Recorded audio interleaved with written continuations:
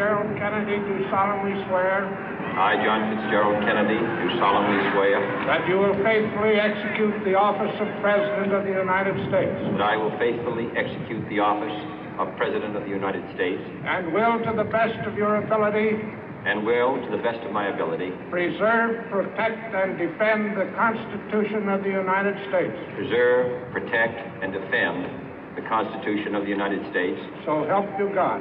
So help me God.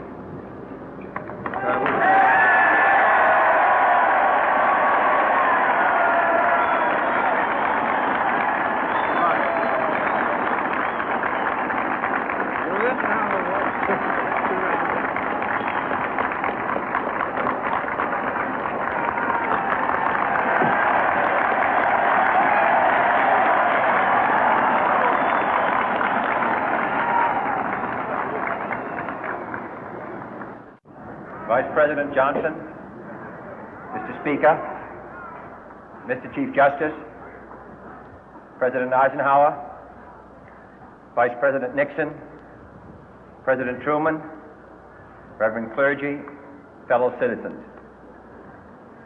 We observe today not a victory of party, but a celebration of freedom, symbolizing an end as well as a beginning, signifying renewal as well as change.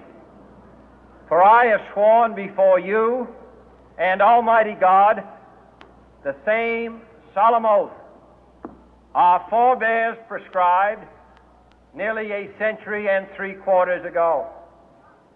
The world is very different now, for man holds in his mortal hands the power to abolish all forms of human poverty and all forms of human life.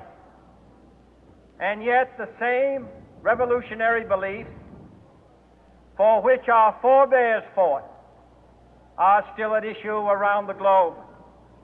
The belief that the rights of man come not from the generosity of the state, but from the hand of God. We dare not forget today that we are the heirs of that first revolution.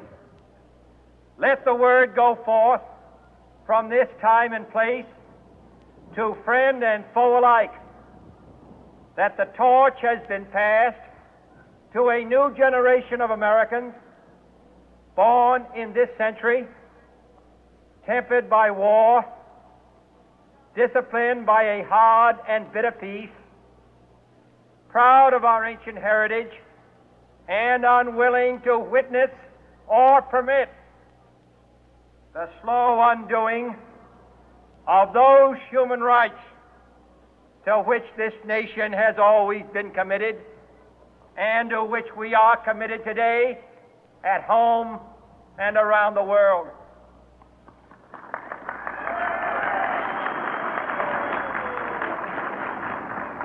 Let every nation know, whether it wishes us well or ill, that we shall pay any price, bear any burden, meet any hardship, support any friend, oppose any foe to assure the survival and the success of liberty.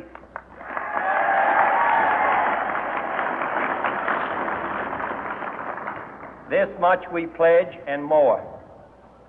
To those old allies whose cultural and spiritual origins we share, we pledge the loyalty of faithful friends. United, there is little we cannot do in a host of cooperative ventures. Divided, there is little we can do, for we dare not meet a powerful challenge at odds and split asunder.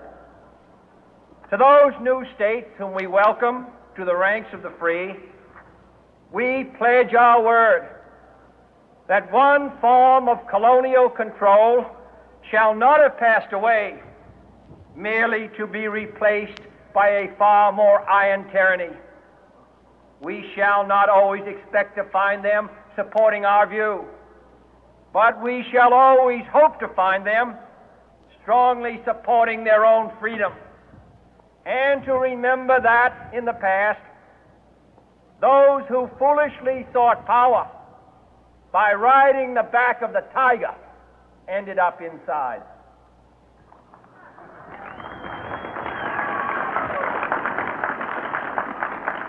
To those people in the huts and villages of half the globe struggling to break the bonds of mass misery, we pledge our best efforts to help them help themselves for whatever period is required, not because the communists may be doing it, not because we seek their votes, but because it is right.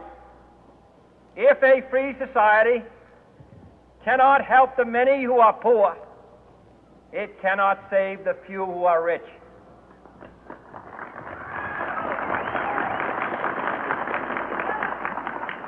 To our sister republics south of our border, we offer a special pledge to convert our good words into good deeds, in a new alliance for progress, to assist free men and free governments in casting off the chains of poverty.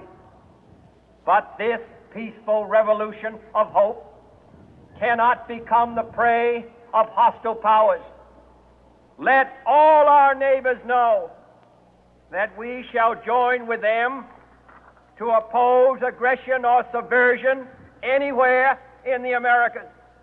And let every other power know that this hemisphere intends to remain the master of its own house.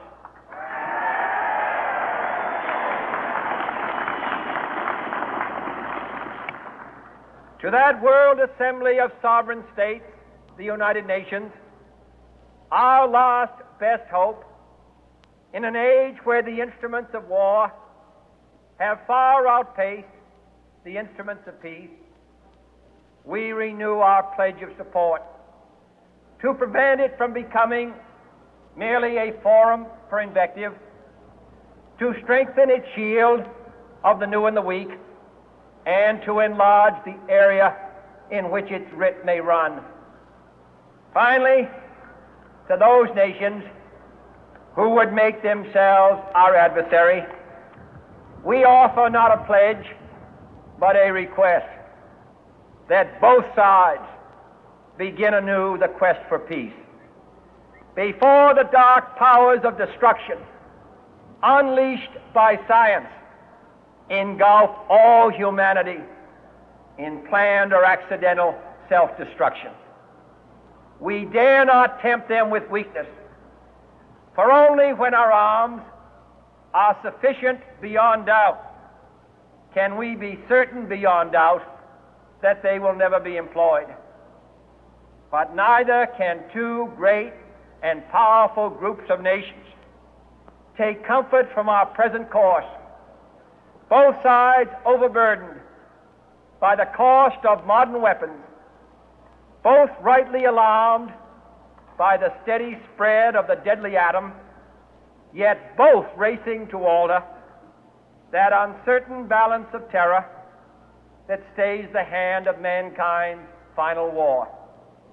So let us begin anew, remembering on both sides that civility is not a sign of weakness, and sincerity is always subject to proof.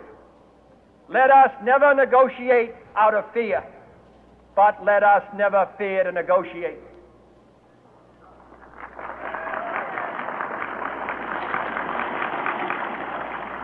Let both sides explore what problems unite us, instead of belaboring those problems which divide us. Let both sides, for the first time, formulate serious and precise proposals for the inspection and control of arms, and bring the absolute power to destroy other nations under the absolute control of all nations.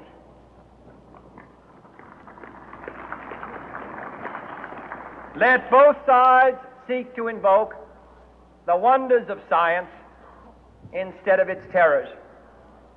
Together, let us explore the stars, conquer the deserts, eradicate disease, tap the ocean depth, and encourage the arts and commerce. Let both sides unite to heed in all corners of the earth the command of Isaiah to undo the heavy burden and let the oppressed go free. And if a beachhead of cooperation may push back the jungle of suspicion, let both sides join in creating a new endeavor, not a new balance of power, but a new world of law, where the strong are just and the weak secure and the peace preserved. All this will not be finished in the first 100 days, nor will it be finished in the first 1,000 days, nor in the life of this administration, nor even perhaps in our lifetime on this planet. But let us begin.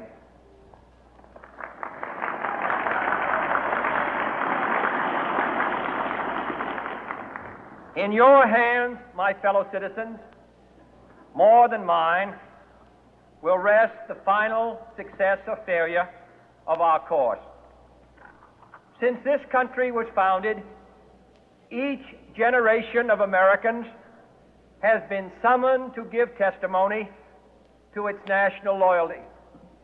The graves of young Americans who answered the call to service surround the globe. Now the trumpet summons us again, not as a call to bear arms, though arms we need, not as a call to battle, though in battle we are, but a call to bear the burden of a long twilight struggle, year in and year out, rejoicing in hope, patient in tribulation, a struggle against the common enemies of man, tyranny, poverty, disease, and war itself. Can we forge against these enemies a grand and global alliance, north and south, east and west, that can assure a more fruitful life for all mankind? Will you join in that historic effort?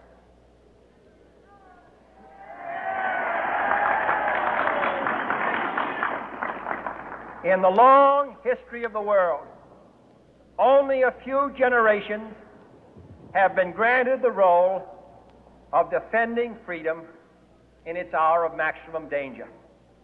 I do not shrink from this responsibility. I welcome it.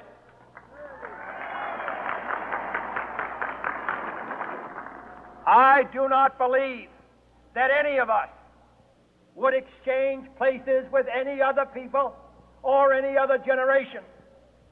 The energy, the faith, the devotion which we bring to this endeavor will light our country and all who serve it. And the glow from that fire can truly light the world.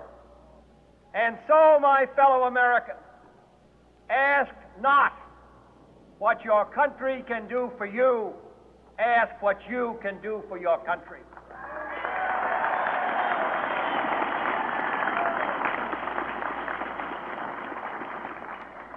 My fellow citizens of the world, ask not what America will do for you, but what together we can do for the freedom of man.